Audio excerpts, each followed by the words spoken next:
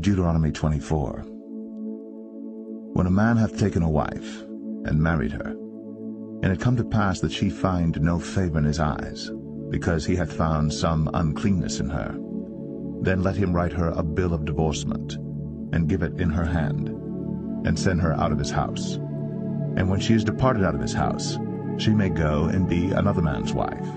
And if the latter husband hate her, and write her a bill of divorcement, and giveth it in her hand, and sendeth her out of his house, or if the latter husband die, which took her to be his wife, her former husband, which sent her away, may not take her again to be his wife, after that she is defiled, for that is abomination before the Lord. And thou shalt not cause the land to sin, which the Lord thy God giveth thee for an inheritance. When a man hath taken a new wife, he shall not go out to war, neither shall he be charged with any business, but he shall be free at home 1 year, and shall cheer up his wife which he hath taken.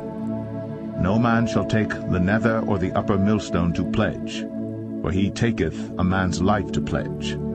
If a man be found stealing any of his brethren of the children of Israel, and maketh merchandise of him, or selleth him, then that thief shall die, and thou shalt put evil away from among you. Take heed in the plague of leprosy, that thou observe diligently, and do according to all that the priests the Levites shall teach you. As I commanded them, so ye shall observe to do. Remember what the Lord thy God did unto Miriam by the way, after that ye were come forth out of Egypt. When thou dost lend thy brother anything, thou shalt not go into his house to fetch his pledge.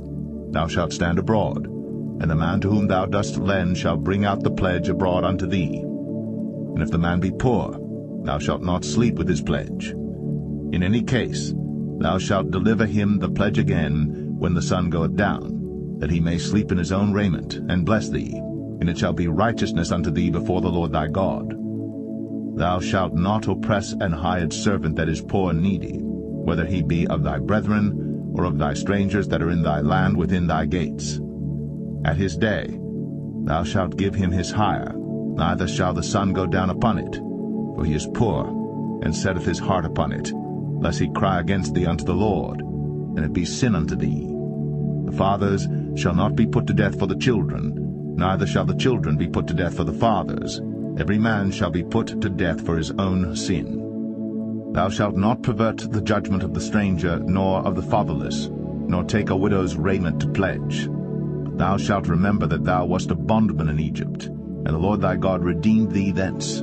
Therefore I command thee to do this thing. When thou cuttest down thine harvest in thy field, and hast forgot a sheaf in the field, thou shalt not go again to fetch it.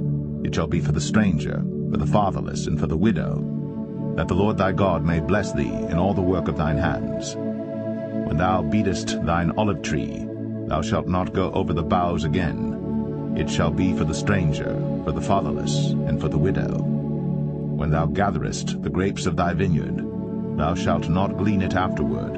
It shall be for the stranger, for the fatherless, and for the widow. And thou shalt remember that thou wast a bondman in the land of Egypt. Therefore I command thee to do this thing.